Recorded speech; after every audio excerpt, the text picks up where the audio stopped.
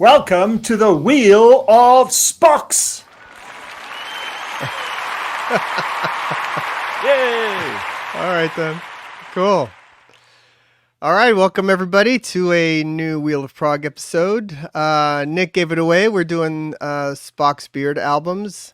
It's a favorite among all of us. Spock's Beard and all the Neal Morse music means a lot to at least our channel, and Spock's is very important music to me, and I know to Nick and Geoff and Kyle as well. So we wanted one that we could do that would be sort of easy for us to get together, and we were all available, and this was a good one to do, and one that I think belongs in sort of the heavy rankings that we like to do.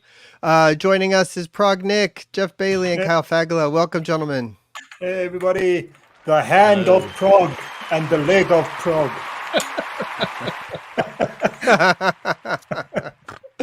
I'm going to use this every time. I'm going to put this up every time I want to say something, Roy. Caught red-handed. The solo there you go. Prog. Yeah.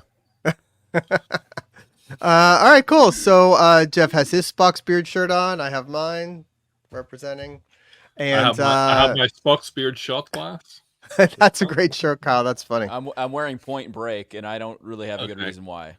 Came out in the early 90s, sort of like... It's a very random t-shirt wear. Why do you even have a Point Break t-shirt? Because it's a great movie. It's Catherine Bigelow's greatest work. Oh, I don't think I've ever seen it. It's also movie. It's got Korean words on it, but anyway, whatever. It's a fun movie. All right, cool. So let's bring up the wheel, and we'll go from there. Okay, so what we're gonna do is we have 13 albums and 4 of us. Wildcard wasn't really gonna solve that problem, so what we just decided to do is we're gonna give one of us an extra spin. So we're gonna start with Nick. We'll go to Kyle, then we'll go to Geoff, then myself, and it will wind up where Nick gets the 13th album because we like him, and that's what we're gonna do. Is that cool for everybody? Yeah, it's great. All right, so Nick, you're up first, and let's see what happens. Very exciting. Also, it should be said, Nick is a ginormous Spock's Beard fan. Yeah, this is true. Indeed. Oh, I wanted this one. Okay, I wanted this one too. Yeah. Uh-huh. All right, Day for Night is our first album. Day for Night. Well, gentlemen, I'm one of those guys who discovered Spock's in the late 90s, and the first album I was exposed to was 5, but very soon after that I gobbled up everything of the Neal era, and Day for Night was one of them. I think it's a seriously good album. I think it certainly is in the top 5 of Spock's catalog.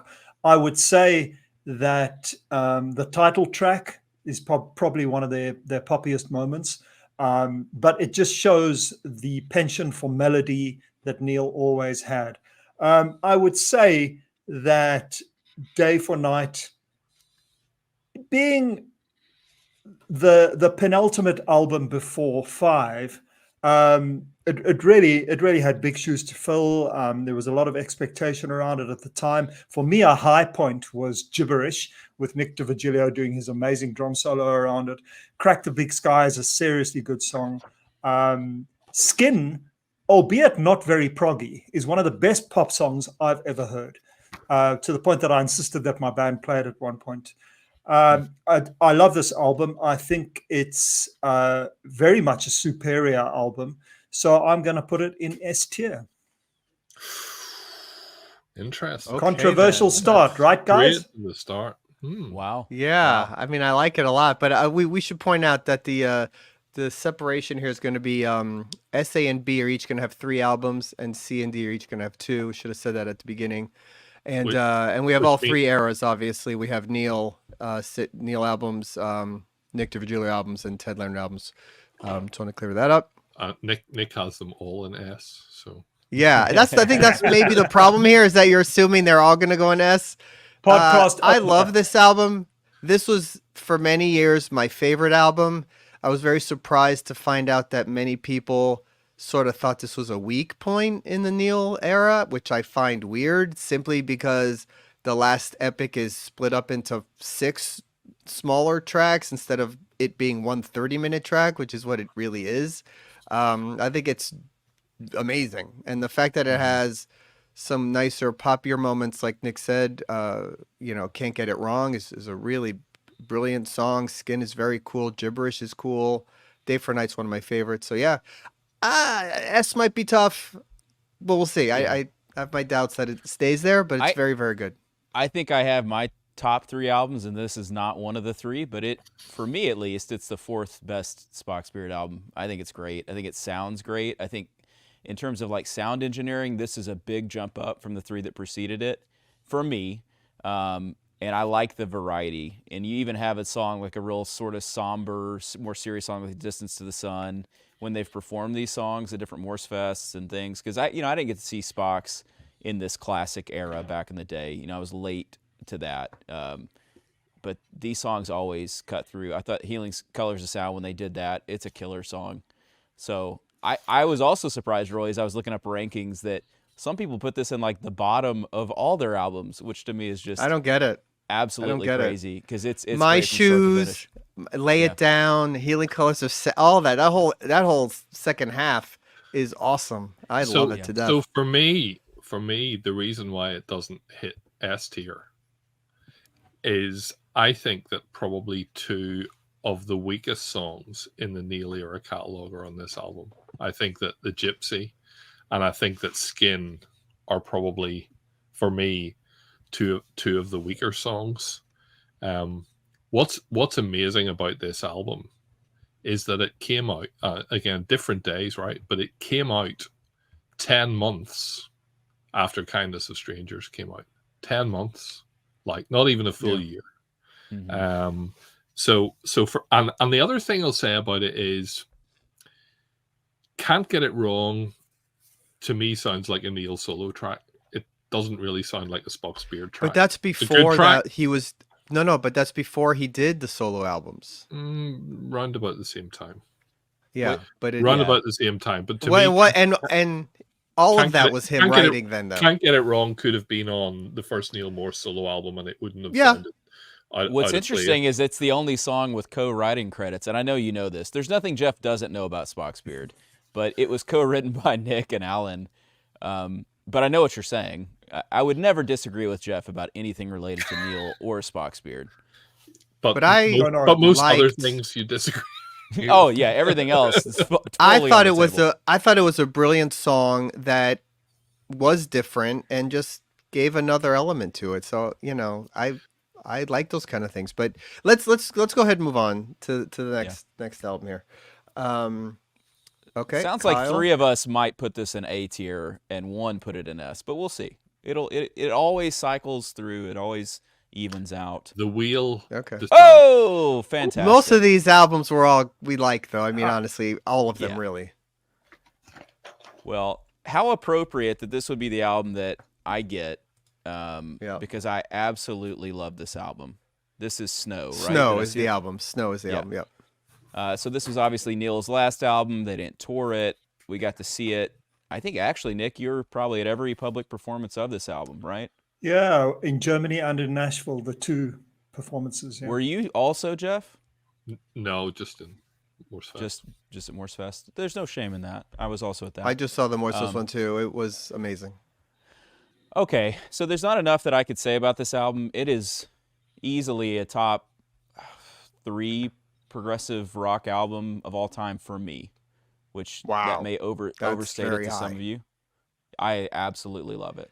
And some of that is just the time at which I listened to it. And so I got into progressive rock by way of Dream Theater and immediately followed that with Spock's Beard for obvious reasons, and then into Transatlantic and Neal Solo and so on and so forth.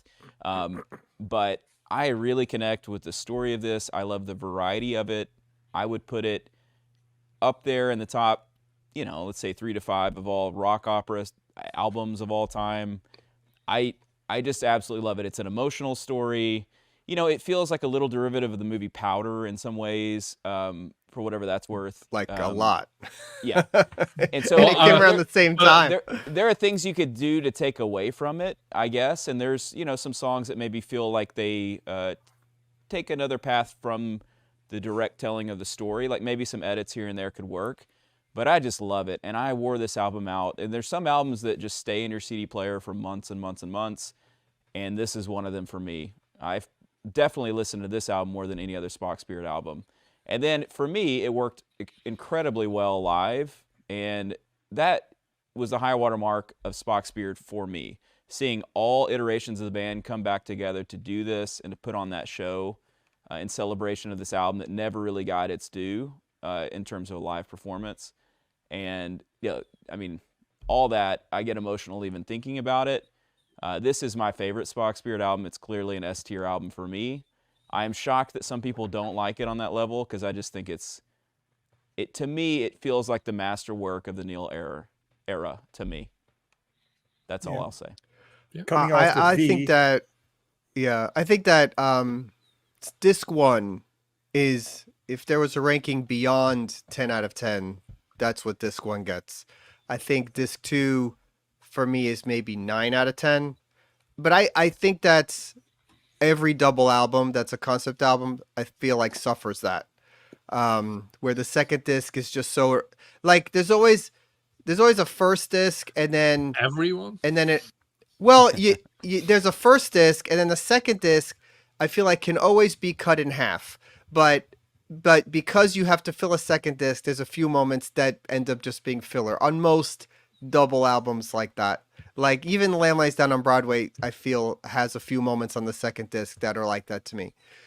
I still think those albums are S-tier albums and brilliant because there's just so much to love about them and they're so amazing. And like You this could say one that is about so, The Wall so good. as well. I mean, I That's think you're right. what I'm saying. Like it's like, well, we had 70 minutes to fill, but we wrote 90 good minutes. But if we go 90, we really got to go 110. So let's do another 20. And that's, I feel sometimes that happens with these. But I'm nitpicking. It is an S-tier album. It is amazing. And seeing it live in Morse's was a genuine highlight. So I was reading about this actually was flicking through Neal's testimony book. And what I hadn't quite realized was he says in it that he had started to write, but obviously he was inspired by the kind of transformation that he'd gone through in his life. And he said he started off, he had Open Wide the Floodgates, Solitary Soul, Wind at My Back, and Love Beyond Words. And you kind of go, if you started with those songs, I mean, they're all incredible songs. Yeah. But then they went to record them, and then Nick got sick. Neal tried to get home, but 9/11 happened, and he ended up driving home. And it was really in the course of that journey that he, that he actually decided it needs to be a story and how it all fitted together. And he was passed by a truck that said, was it Snowdon Produce? And that gave him the name Snow. Yeah. So it's a pretty interesting derivation. But I mean, I love Snow. I don't agree with the second disc being weaker. I think particularly seeing the performance of that kind of the back half of disc 2 was incredible, dramatic, very, very moving and emotional. The order of Open the Floodgates, the second part of Floodgates Part 2, into Solitary Soul, into Wind at my back, whatever. It's like insane. That four so is so good. And who can forget Jimmy Keegan coming out into the audience? Yeah, so memorable. And and even at that show, even having Ted do like "Devil's Got My Throat" was so perfectly fitting, and it just was so fun. It was really cool. Okay, well, I think that makes sense. I think we all agree. All right. Okay, what's next?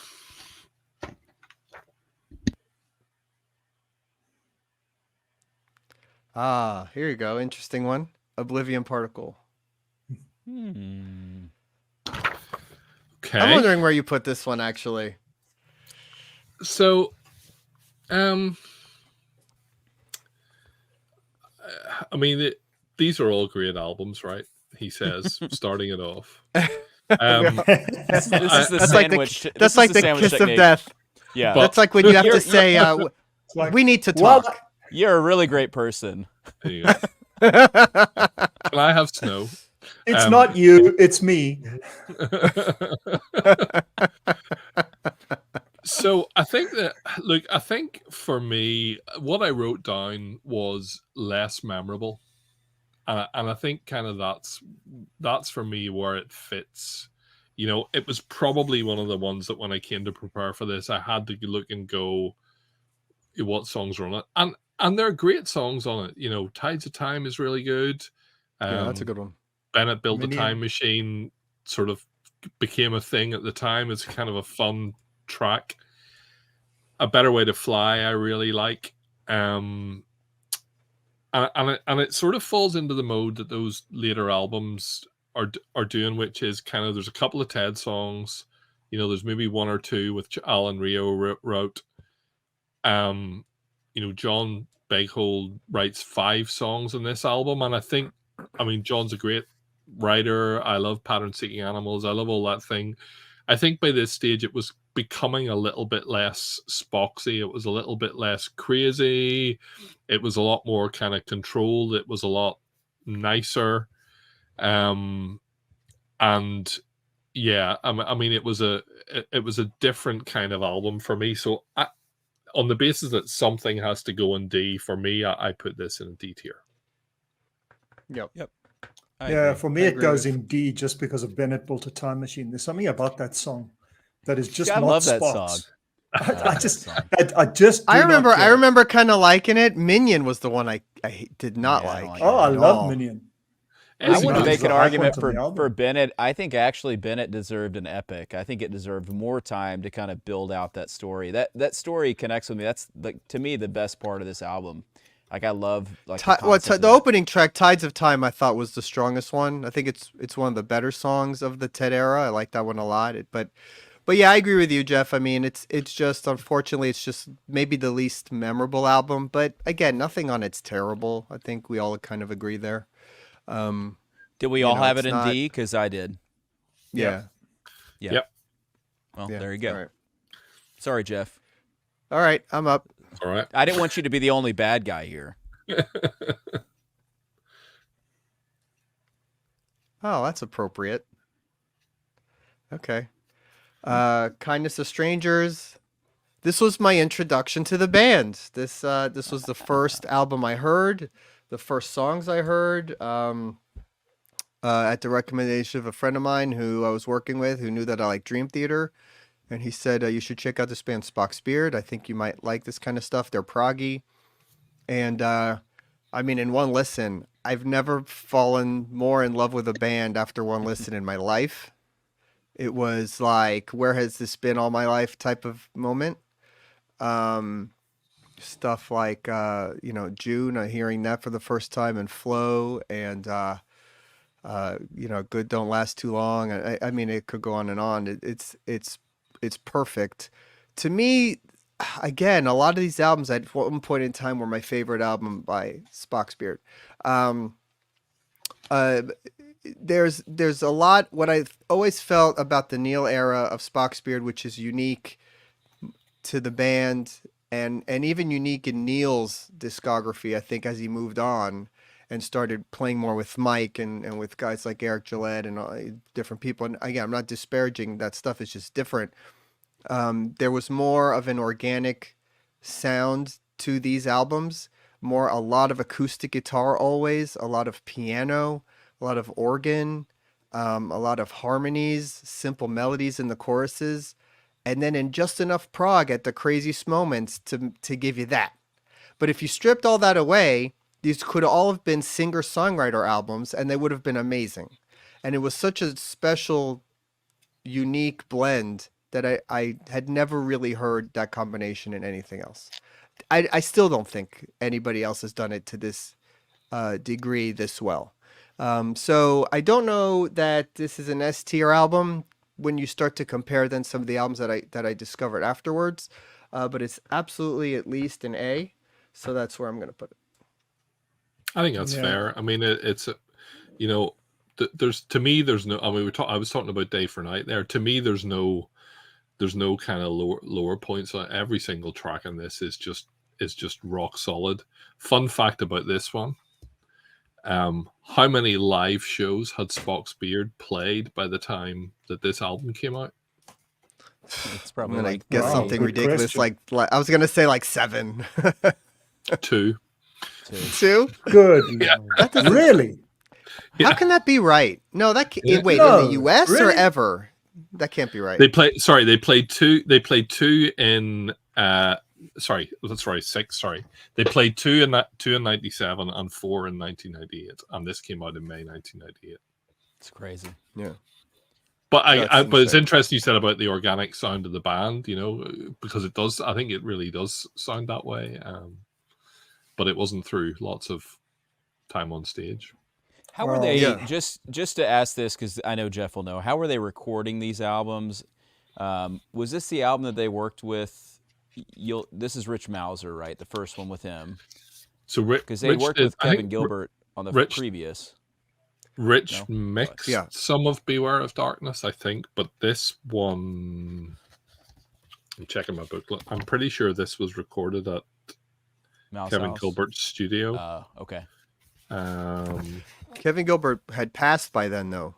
Before this album. Yeah, but they Mitch- still worked in Lawnmower and Garage Supplies. Isn't it? Lawnmower Right. Garden Supply, yeah.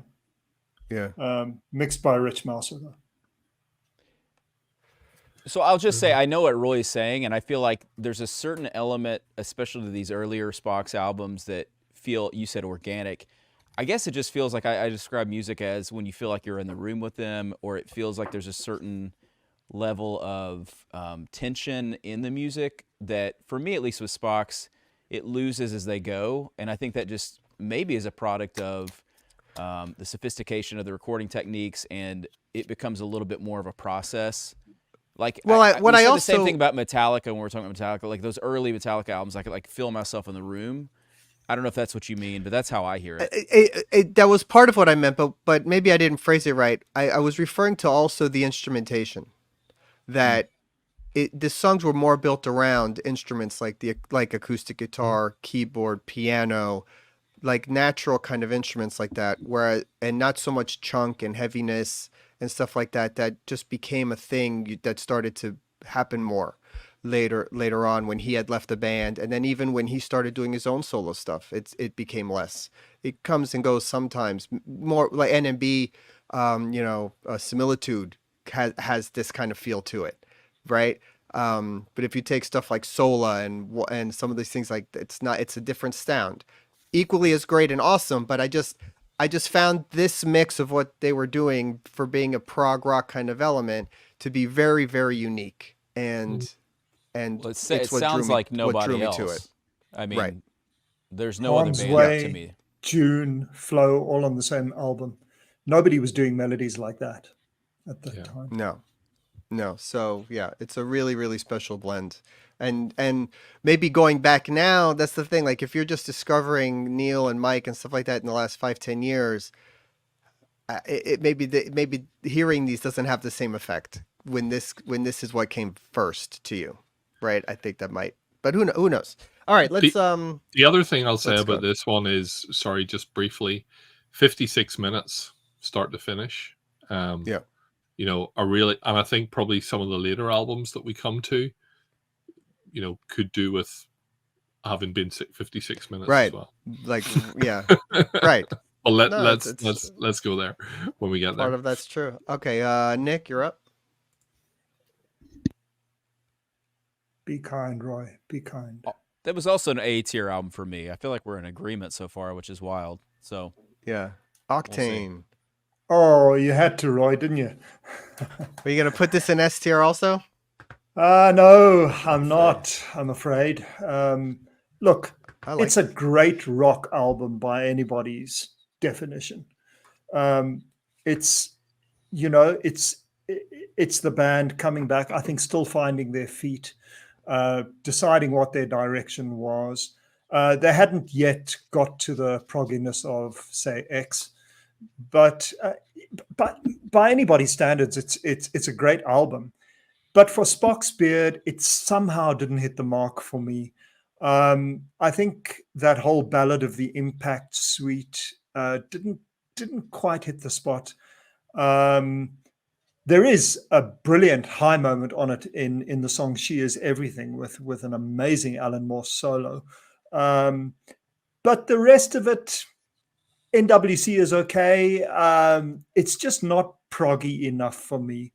I I was a little disappointed at the time. I haven't gone back to it very often. There's just so much better Spock's Beard stuff to listen to that for me, I think it belongs probably in C or D. Let's give it a C.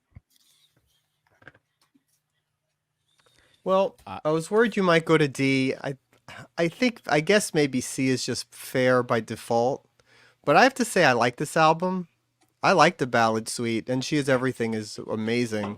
But the opening and ending of that ballad thing is some of the great, like some great playing and musicianship there. I love that. There Was a Time I love. That's a great track.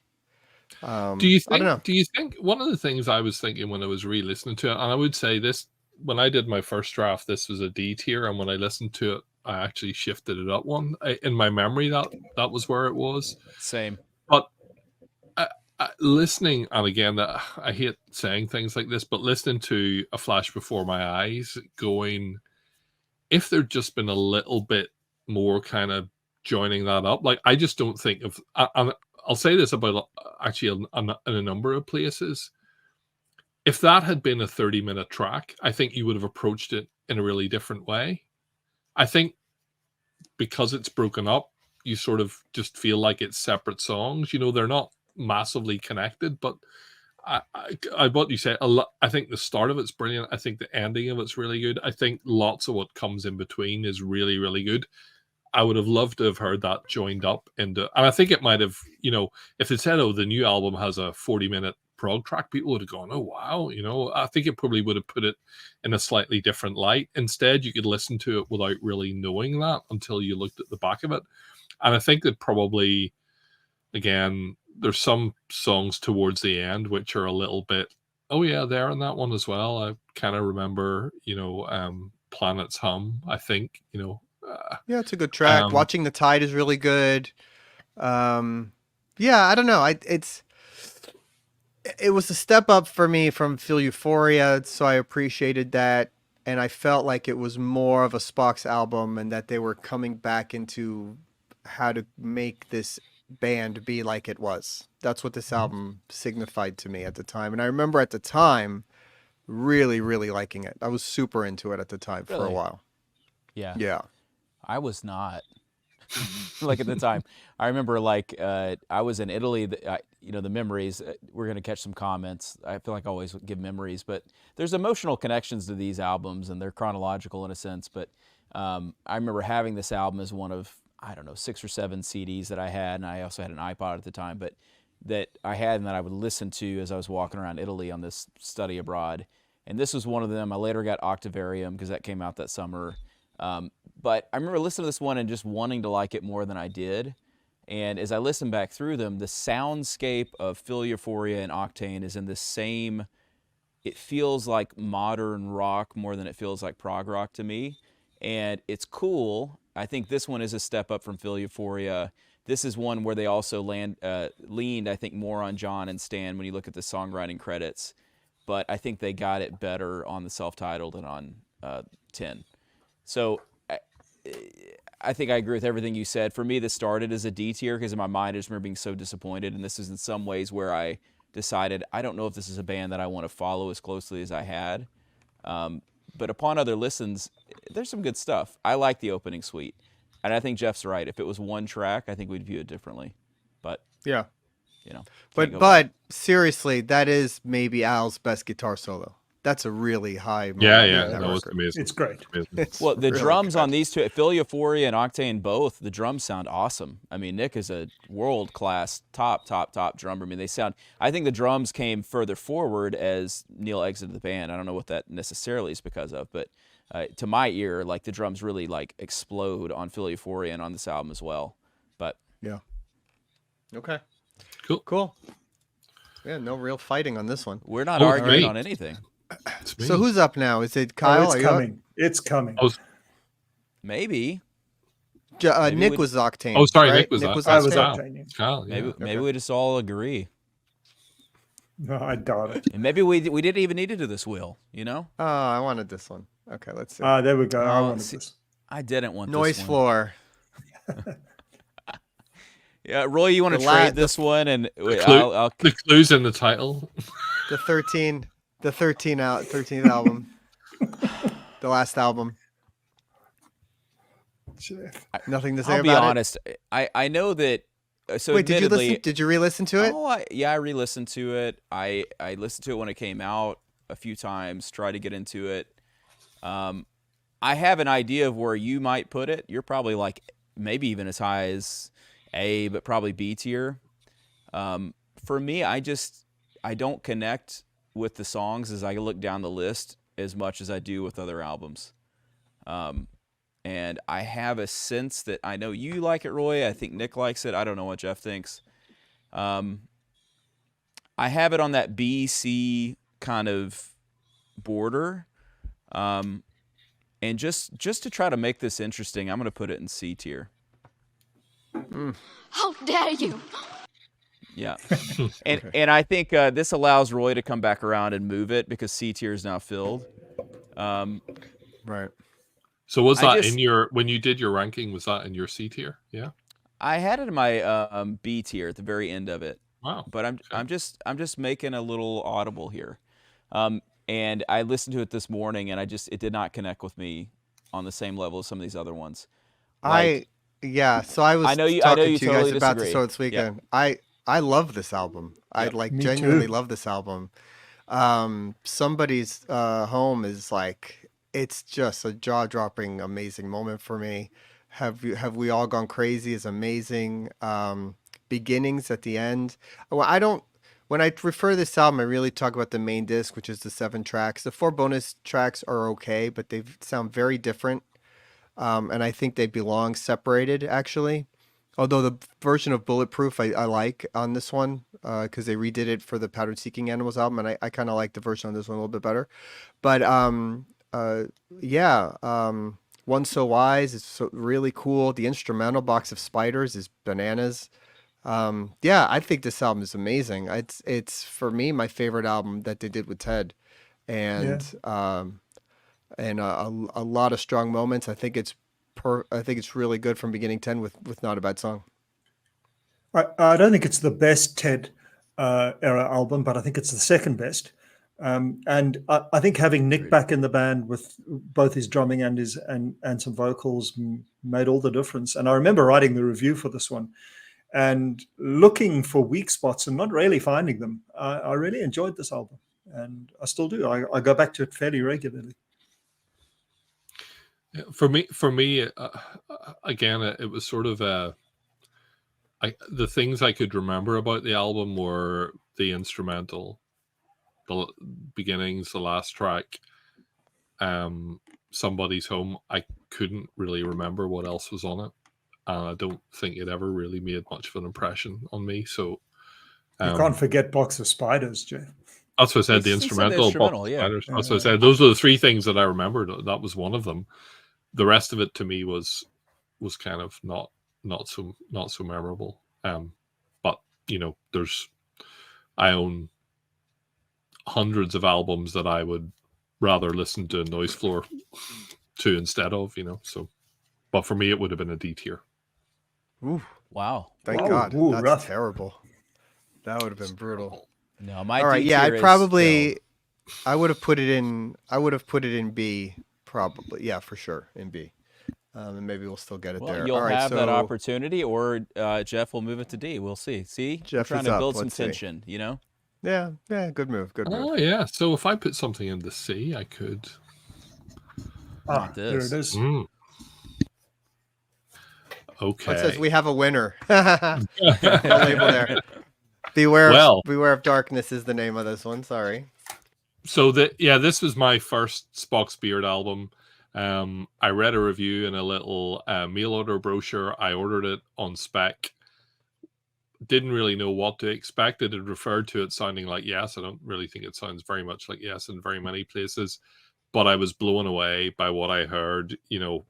Thoughts was like, I hadn't heard Gentle Giant before, and I just was like, what's going on with that? The Doorway, clearly overtones of For the Fifth and the intro, a brilliant epic. Walking on the Wind, Waste Away, Time Has Come. It was one of those moments where you find something and go, this is my band that nobody else knows about. And it was many, many, many, many, many years before I met anyone who had even heard of Spock's Beard before. So I'm here today because of Beware of Darkness. And for me, that's what makes it S tier. So it's going an S for me.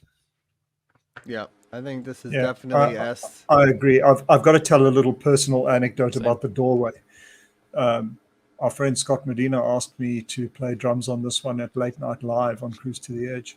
And I was off to see Haken one night on the cruise, and something told me, just take your drumsticks, boy, because these things move around. And I turned right and I went to the passenger stage, just on my way to Haken, and there, waiting for me, looking at their watches, were Nick DiVigilio, Alan Morse, Randy George, and the guys from Late Night Live. And I kept them waiting, and I had to get on without warming up and play the Doorway. Now, can you imagine playing your favorite drummer's drum part while he's playing guitar and singing vocals? No pressure, right? Brilliant. That's excellent. Yeah. Yep. It's an amazing album. You forgot the title track. I mean, to do that cover of the George Harrison song, but they did a cover of a different version. It was a cover Leon of Russell. Leon Russell's version. The thing about it was, it's really cool. I don't even. I mean, at the time, I remember looking at the credits and going, "Oh, look, this is written by G. Harrison." I wonder who that is. Because I mean, it didn't even occur to me that it was George Harrison's Beatles. I'd never heard "All Things Must Pass" at that point. I didn't it was years and years before I realized it was actually a George Harrison song. But yeah, I just like the farts that linger lyric. It's, to me, this one, listening back through them, stands out, and it cements as an S tier just because, again, it's everything I like about Spock's Beard. It's the variety, it's the eclectic nature of it, it's the sort of bottled up energy that comes through in this music, and whether the production value is A++, it's not. It just feels like something that really hasn't existed before or after, and to me, this one is definitely an S tier album. Every song is great. I love, again, the variety is so good, and the hooks are so strong. I mean, it's a testament to Neal Morse as a genius songwriter, and to the band is just a collection of excellent musicians. Honestly, sometimes I feel like there's a really good argument to be made that this is like the definitive Spock's Beard album. Like it has some of the really iconic songs, and it covers a lot of bases that the band became known for, and it's the full band, obviously, and it's a perfect album. There's not a bad moment on it. I don't know that you can say that about, it's like their greatest hits album almost. It's really, it's that good. I think you'd have a hard time finding a better one. And then you pick up another album and you go, that's the best one too. But I don't know. I think sometimes maybe this is really the best album when it's all said and done. Okay, cool. Let's see. Pound for pound. Yes. Yeah. So I'm up, right? Okay. The Flying Colors song, Pound for Pound, that's what Geoff was responding to. V. Ooh. Okay. You took my album, Roy. Now, where does this go? We are top heavy. Yeah, so it's very funny with V because, I generally love this album, but I have some thoughts about this album, pun intended, that I don't think it's their best album. And I know that a lot of people think that it is, but I've never really felt that it's their best album. I think that at the end of the day and The Great Nothing are two of their maybe top 5 or 6 songs, and they're amazing. They're just beyond genius amazing. The rest of the album that goes in between, I think is good. Like I don't, Revelations, The Other Thoughts, All on a Sunday. It's good. I like it. I like it a lot. I think it's very, very good. But to me, those songs fall beneath the stuff on Kindness and on Beware of Darkness and stuff like that as a whole. They're filler tracks between the two most amazing songs a band could write. So that said, Filler. this Sorry, is where filler tracks. Can I just say, Roy said filler tracks. Thank you. and maybe that's a bad term for it, but I mean, like I said, I like them. I don't think they're bad songs at all. They're just not as good as some of the other stuff on other albums. And I think that the opening track and the final track are ridiculously amazing. But the rest of the songs I just don't really ever choose to listen to. So yeah, I'm glad to put this in A. That's where I feel this goes. Okay, the hand of prog is up. Roy, what are you doing, man? Come on, this is a masterwork. This is a pièce de résistance. This is the finest album. I said it's ever very made. good. I like it a lot, but I like the And other apart- three that are apart in from the S filler better. track. Okay, so Apart from the I filler tracks in the middle. I Well, came he's across saying they don't- Spox yeah. with this. You know what I mean, Kyle. I know what you mean. This was my first Spox album. Can you imagine that? Now, about a year later, I happened to be in New York, and it was 6 weeks before 9/11. And I was sitting having breakfast one day, and I saw an advert for the village newspaper for Spock's Beard live that night at the Baseline. So off I went, and that cemented my relationship with this band forever. It was the 5 tour, and just hearing this wonderful album being performed live, like I will never forget that moment as long as I live. This one is a very personally important one to me. And everybody knows I have such a deep love for The Great Nothing. Seeing it performed live at Morsefest that year was just incredible. Which album do you take out of S to put this in? Day for Night. Day for Night. Yeah, I'd have to. You put Day for Night in S. You put it there. I know, dude. But I thought somebody was going to put this in S as well. But then again, what comes out? Hey, you got to make this interesting. It's an astounding album. It just is. It's got one of the best epics ever written, and it's S tier for sure. I mean, for me, I think I love how it is paced as an album.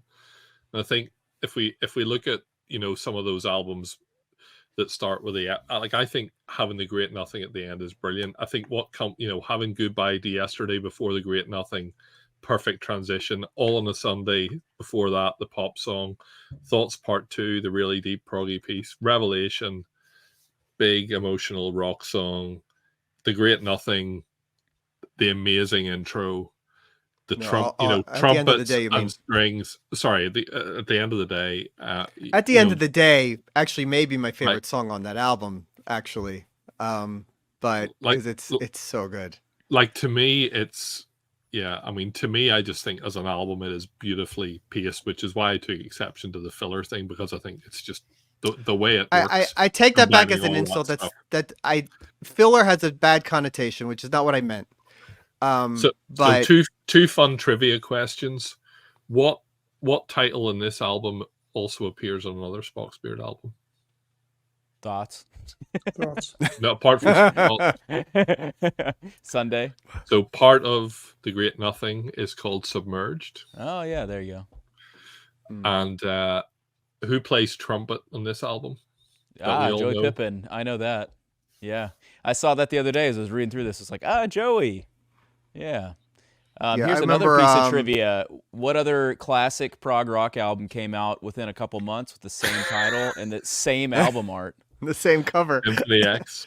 Yeah, Symphony X. Weird how that happened. And I remember when at was it Morsefest 15?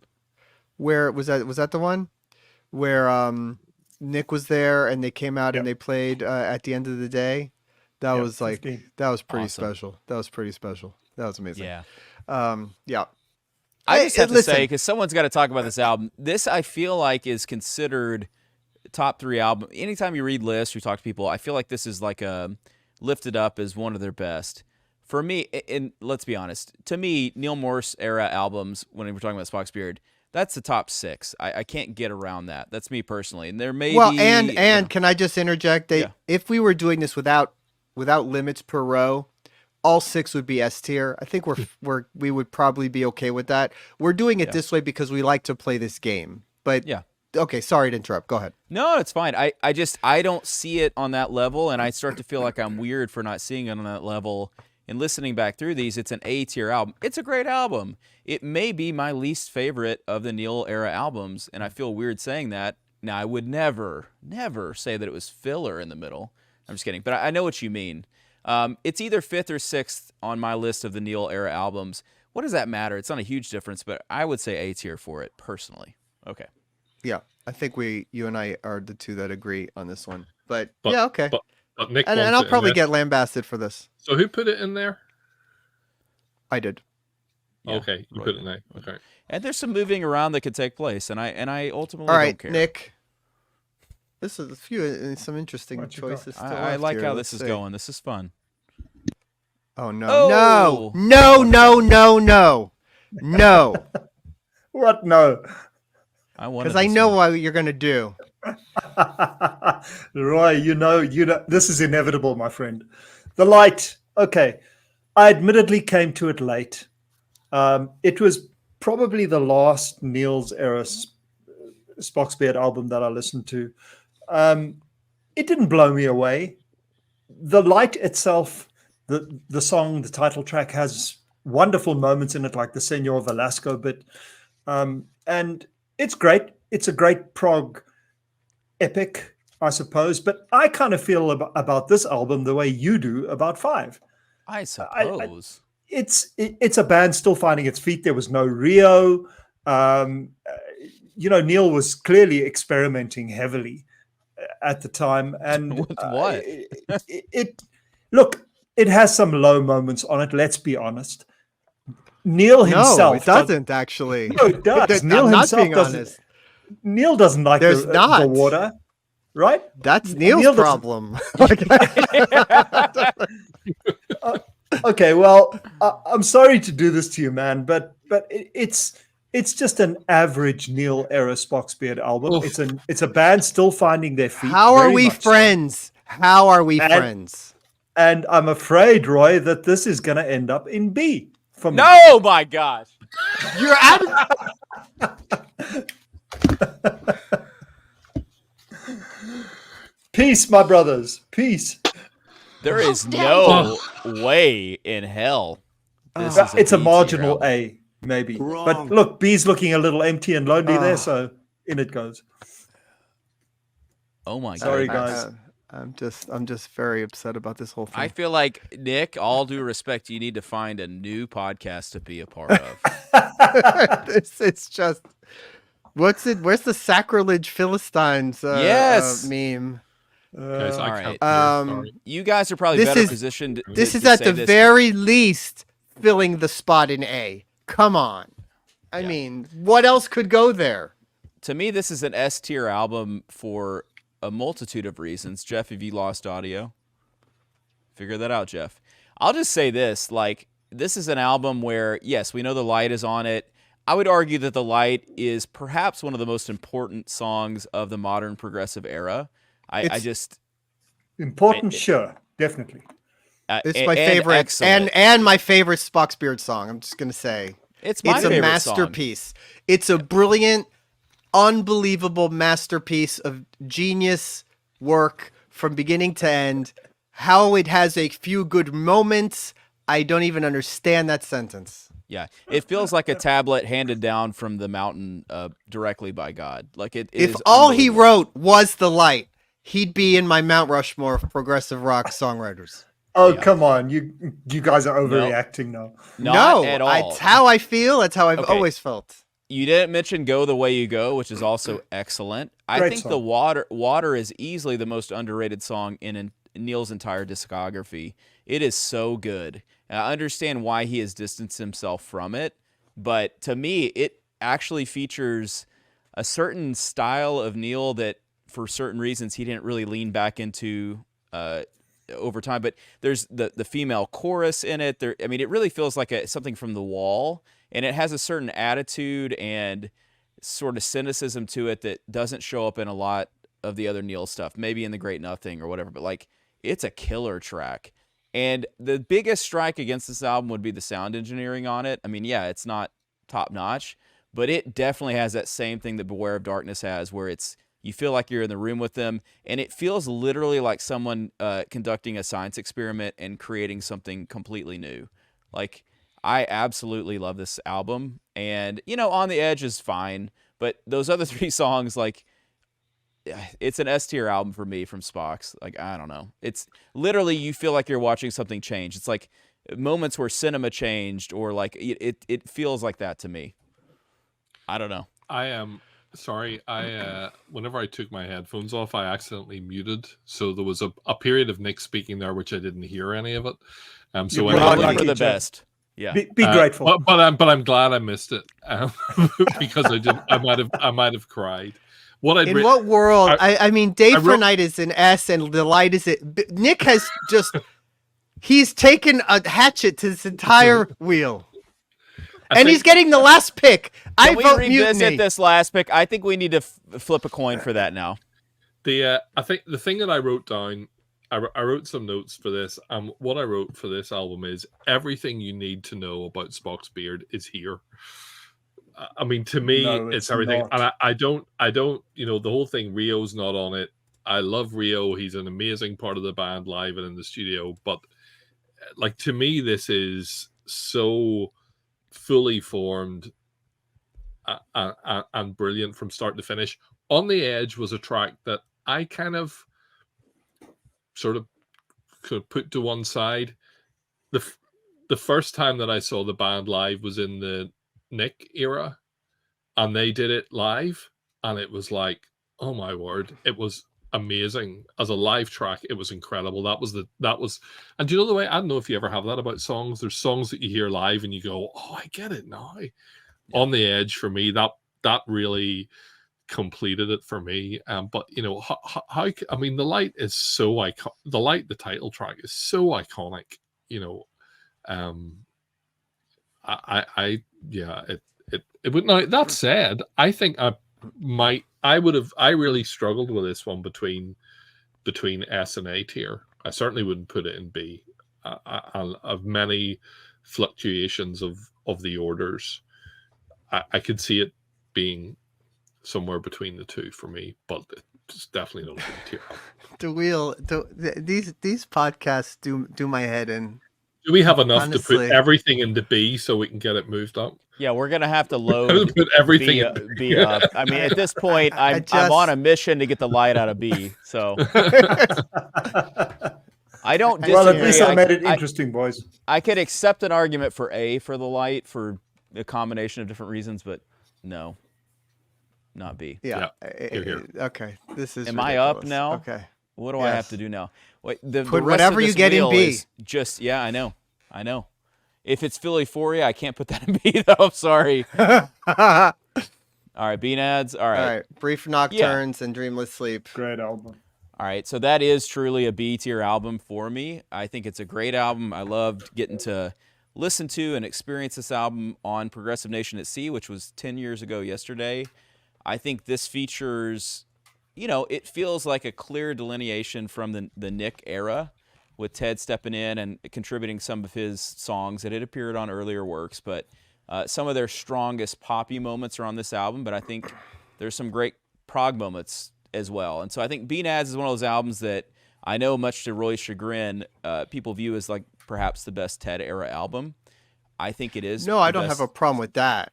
No, well, I don't have a problem with that. For you, it's Noise Floor, right? Yeah, but that's just my personal. I like those songs, Yeah. but I think this is a good album. My argument is with people and I know a few of them that have said that this is the best Spock's Beard album altogether, gosh, and I find that to be just insanity. Yeah, it's not that. I mean, No, if there's an it's argument to be strong. made about this, is that you could say it's too poppy, not prog enough, but there are prog moments to me that lifted. I like Afterthoughts being on this thing. But I mean, Submerged is an incredible and beautiful song. I don't care what album it appears on. It's excellent. And it was cool to see them perform this. I think Jimmy's drumming is excellent. You know, you're talking about like the shift from the Neal era to the Nick era kind of being a step down. This, I wouldn't say it's a step up from X necessarily. I think they're kind of similar. But to be able to shift into a different era and it be this strong, it's a great album. This is one I've gone back to a lot too. So, yeah, sorry. I think that's a good point. As a shifting into a different era, it really hit high for me, you know. And you know, Ted got a couple of really strong songs on it. Al's 2 songs that Neal helped co-write, you know, were both really great. And John Beghold starts to appear, but more as a co-writer, and I think that's kind of certainly the John songs to me that work best as Spock songs tend to be the ones that he's co-wrote with the band members. So like I think there's lots of Spocks in this album that I don't necessarily get from what came after it. My argument against anyone thinking this is the best Spock's album is because it can't be simply on the basis that it's an album that follows a blueprint by the person who started the band and made all those albums, and he co-writes 2 of the best songs on it. So it's as if, you know what I'm saying? It's like, how can this be the best one when he was already you have all those albums where he created the blueprint for what this is. It's like saying that the new Kansas album, Absence of Presence, which is amazing. I love that album. I think it's fantastic from beginning to end, is the best Kansas album. That would be ridiculous. It's a ridiculous statement. I would say this, if there were not limits on the tiers, I could put this an A and feel comfortable with that. But considering the limits, considering that there's 3 in S, 3 in A, and there's 6 albums with Neal Morse as the key songwriter, this is a B tier album. You know. Yeah, I think and a good one. It works for me. It works for me as B, and I do think it's a good album. I'm not trying to say it's not a good album. I actually think it's an excellent album. But I'm just saying it's not. Where are you putting this the thing? best album. Yeah, I would have put it in B or A. I'm quite happy with it there. I think it's a very strong album indeed. The production is really powerful, and I love the 2 Neal contributions on it. I think it's a very, very strong album. I go back to it very often. Actually, it's in my car right now.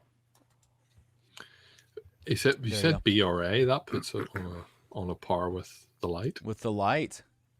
Oh, I think it's better than The Light.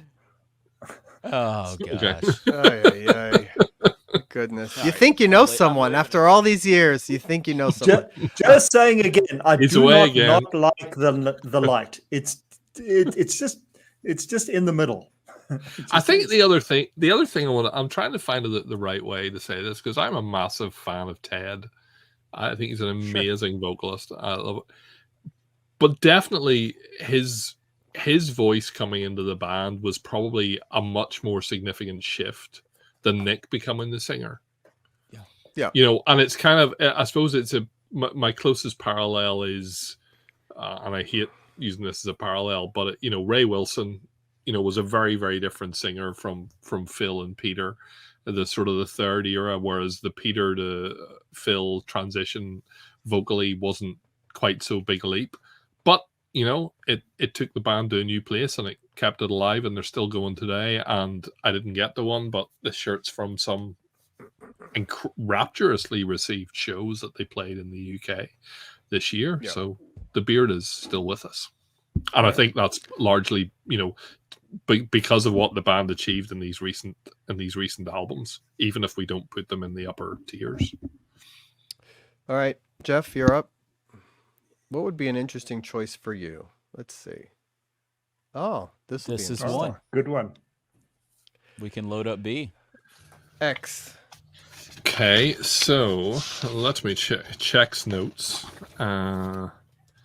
Okay, yeah, I mean, so here we had the biggest gap between Spock's Beard's releases until now. November 26th to May 2010. Hmm. 2 epics, From the Darkness by Nick, brilliant, love it. Jaws of Heaven, incredible track, really, really strong track.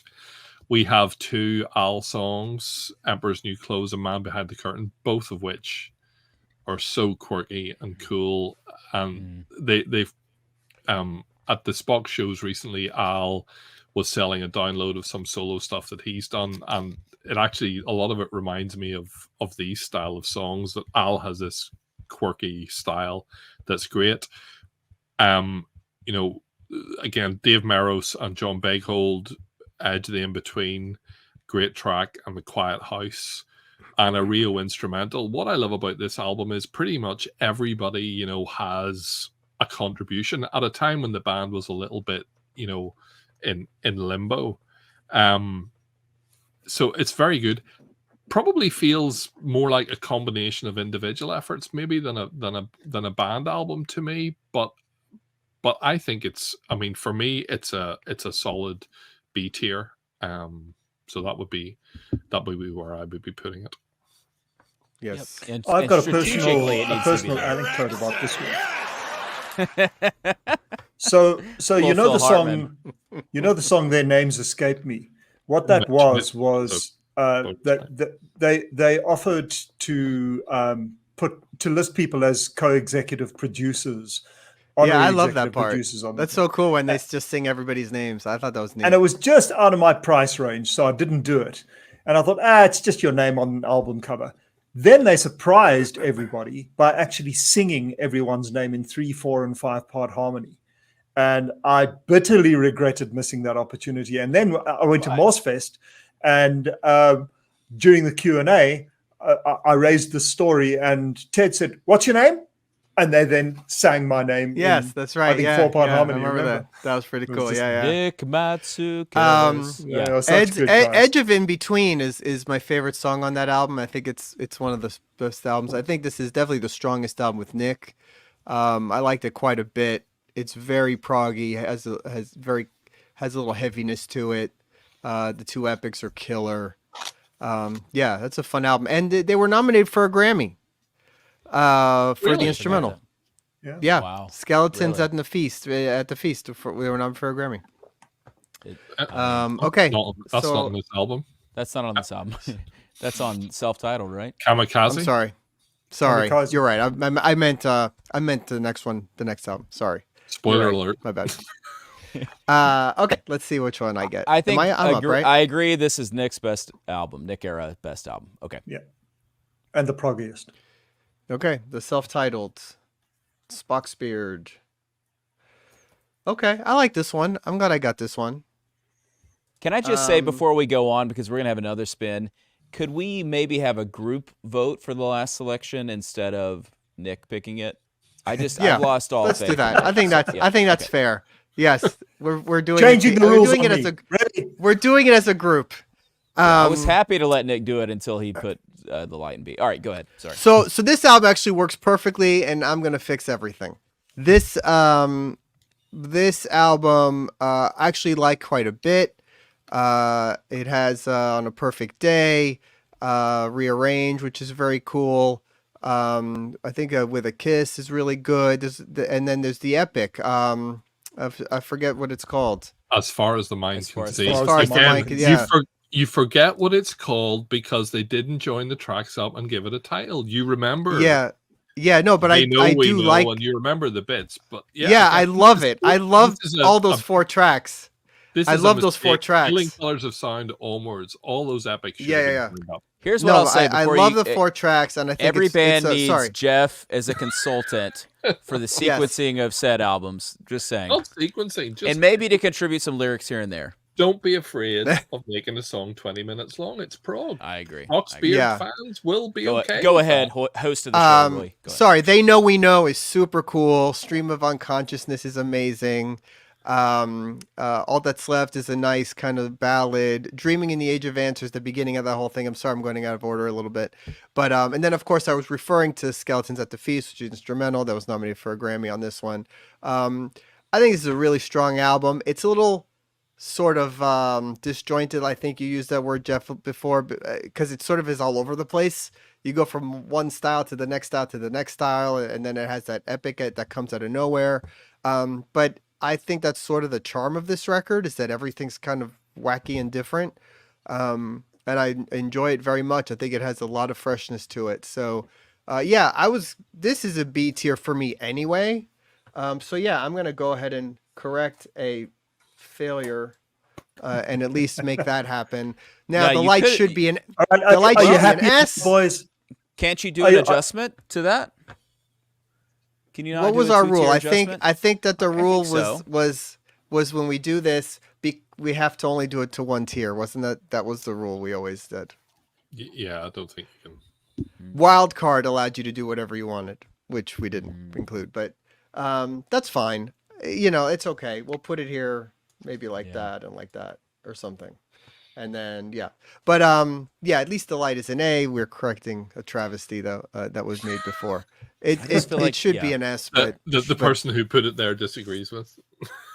all right, so I think actually, I mean, let's go ahead and just. I mean, anybody else have anything to say about the self-titled? I feel like no one else said anything. Yeah, sorry. Before we go, inevitably to feel euphoria again, an album of the CD era, 77 minutes, didn't need to be that long. Yeah. I think it's too long. The other thing, my re-listen on a perfect day was a song that I didn't remember actually how good it is, and it follows a little bit of a Spocksy pattern with the acoustic section and so on in it. I really, really enjoyed re-listening to this is a Japanese one, by the way, I think. Yeah, I think that album honestly gets a bad rap. It's a really good record. Yeah. All right, so it's Feel a clear Euphoria. step up from Octane. Like as you're listening through I'm them. talking of Oh, really yeah. good records that get a bad rap. Feel Euphoria. Yeah, I mean, I hate to do this, but doesn't it make sense to just put it where this open It's in spot D- is? it's It in just D Can you tier. play the little earlier? You played me a little sound clip of a certain former president. Can you play that right now? Wrong. That's it.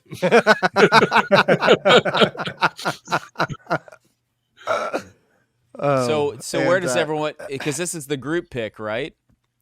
Yeah. Well, we could put it in another row and move something down, but I think who's voting for it to be in D? Yeah, that's B. 3-1. Well, that's where B. it goes. Are you kidding? Yep. B. Oh, you are B. kidding. Great. That No, makes I'm sense. not. B. What if it had been down to me? This would have been in B. I would have moved self-titled to C and then put noise floor to D. You're the sequencing guy, Geoff. A guy named Sid. Does it work for you? Yeah, I love it. Absolutely love it. You think it's on love that par they- with the other epics? I love that Walking they on try. the Wind. Or? No, it's not No. in a par, but Walking in the Wind's A and S tier. I'm not putting it in A and S tier. To me it is B. Again, Wow. probably talking about our associations with the album. Neal left, and I just remember wondering what on earth are they going to come up with. The only thing we had the reference, in terms of what the band might sound like without Neal was Looking for Answers on Snow, and it was like, gosh, I hope they kind of. I mean, it's a great track, but it's sort of going to hope that's not what they sound like. So I thought it was great that they. I mean, people talk about a guy named Sid. I like it.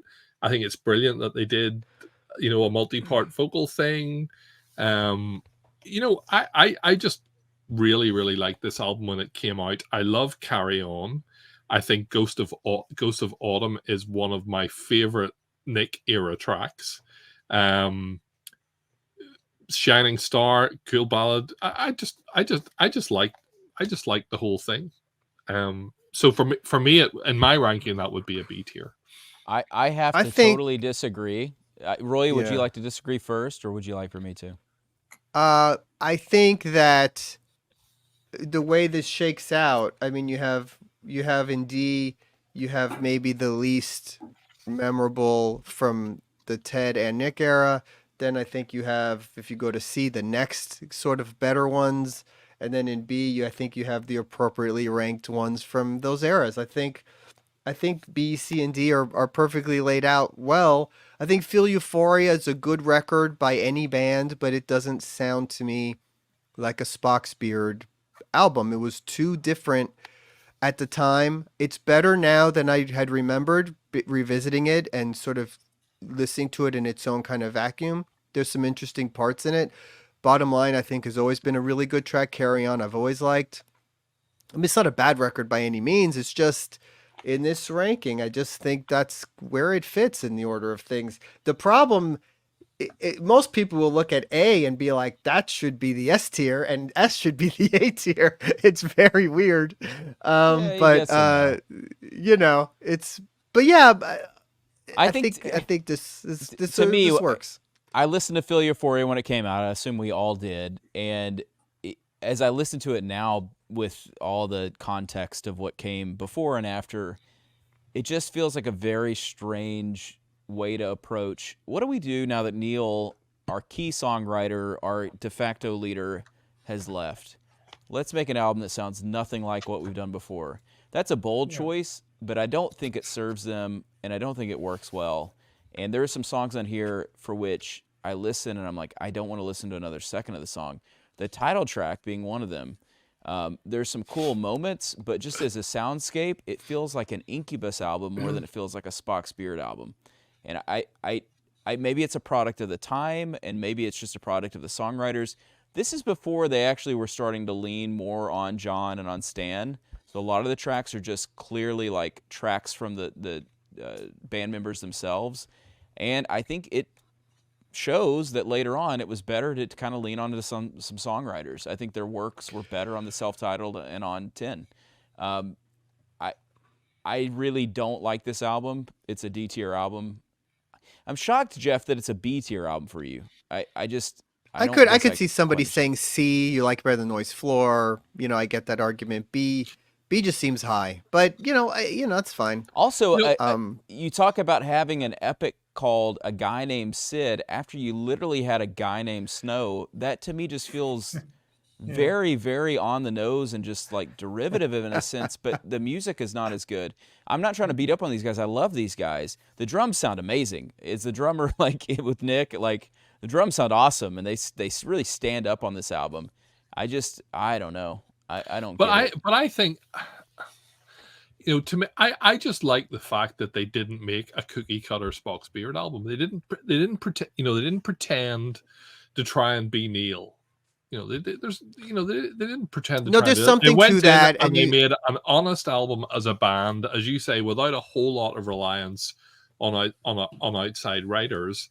And it, like, to me, it's one of the most, I don't know, I would say honest, but it feels like these guys they never did it again. I'll say that it's an important album. It's an important album in that they simply just made it. I believe that, because the band could have stopped existing. Yeah, but I'm not. I agree with you, but that's not why I'm putting it. I'm not. No, I'm putting it in D. I just like it I really like it as an album, and it's more memorable, and it's something that I go back to more often than an awful lot of albums on this list. Yeah, I can't say that I agree there. So, all right, are we with S tier? I mean, my suggestion would be maybe ordering this. What do you think, Snow or Beware of Darkness in the front? BOD. I could go either way. My vote would be Snow, but I'm perfectly comfortable with either one. Geoff, are you a Beware of Darkness guy or a Snow guy? I would put Beware of Dark. No, I put Snow at the front, actually. I would put Snow at the front, but it doesn't. Two votes Snow, two votes Beware of Darkness. But we're ordered. Let's go with sorry, Snow. S tier's wrong. So that's my problem with S tier. That's the problem, is that S tier is wrong. S tier shouldn't have Day for Night in it. What's funny is, you know, Day for Night was an A tier album for me, but right there on the verge of A to S. But it does feel wrong in S tier. But you know, I think it's fine. B tier, I think we're cool with B tier the way it is. No, 5 has got to be first. Come on, guys. I totally No. disagree. No, A tier is not going to change. You've already No, we're not changing it. caused We're not changing it because so of much because of what you did. long that's what time you get. suffering. Yeah. So for me, Peace. I think Peace, brothers. B tier, you could make an argument for 10 being ahead of Beanads, but I I don't would. really care. I mean, that's I think 10 is like, do you call it X? Do you call it 10? I always hate that, but I would go with think that. it's an excellent album. All right. What about Noise Floor or Octane? Oh, Noise Floor, definitely. Okay. I'm not even commenting on these. That's just There, we'll peel Euphoria Oh, before wow. Oblivion. that? There you I go, you agree can with. have that This one. is very similar Okay. to my ranking for what it's worth, so I feel okay. well, it's not Honestly, it's the not- only thing that's different for me, well, it'd be a couple of things, but I'd have Noise Floor. I'd swap Noise Floor and Beanads, and I'd swap Delight and Day for Night. But the rest is fine. Can we just say I think the big like thesis statements of this would be that in how many years is it, Geoff? You'll know the exact probably months and days, but from the light to snow, is there a better 6-album run in all of music than that? I did actually work. That is about 7.5 years. Yeah. In, So the in, Beatles beat it. Well, the Okay. Beatles had like 19 albums in about 9 years, so that's a little bit different. and by the but- way, Sympathy and Bridge Across Forever were recorded in the same period. Insane. Good point. Insane. I'll say this: from first album, if you're including your debut, the first 6 albums, I can't think of another band that has a better first 6 albums. I can't do it. I've tried. Genesis has a 6-album period from Nursery Crime to Wind and Withering. That's pretty perfect. But this for is 6 this is my albums. thing about the light. You know, how many bands do you listen to their first album and go, "Oh, you know, I'm glad they became something else"? Like that's probably my, most. That's my thing about the light. You know, you think of these tiers we've done. Yes, and Genesis, and it's kind of the first album. You know, the first couple of albums we kind of shoved to one side. Sorry, Even Dream Trespass fans, Theater, you Opeth, still hate me. Like they the were all light- on the bottom. It was mean, fully the light formed is- out of the gate, and it was unique. I mean, there's really like it. Yeah. and some Yeah. people consider it A tier. I mean, there's a Or really B tier. what's a better outside of maybe In the Court of the Crimson King as a debut album? What's a better debut album? There isn't Yeah. one. I I can't looked think that of up, one. and some people say Camel's debut. I'm not like admittedly not huge into Camel. I mean, if you want to argue Metallica, Kill 'Em All is a pretty historic great debut debut. album. Yeah. But There's I a don't- handful of you other know. bands that like really arrive with the debut. I think Kiss's the fact, debut album, which just turned 50, by the way, saw like that. the other day as we're doing just this. knowing the backstory of Neal too, and that they're kind of doing prog on a lark in effect, and they're doing it because they love it, and they're doing it because they feel like they're out of gas otherwise. The fact that this is what comes out, to me, it's really mind The blowing. whole story of why he made this album based on that weekend, the self-help weekend where he said to go do something you love, and he gave up on trying to be a famous songwriter and then writes this, and then at a jam night finds the members of the band. I mean, it's the whole story of pulled how out this of a band hat. started. I Yeah. pulled out of a hat. Yeah. It's just so insane. It feels like could have been made up. It's so It's crazy. serendipity. Yeah, another interesting episode of Wheel of Prog, Wheel of Spock's Beard. Yeah, let us know what you think. Let us know what we got wrong, what we got right.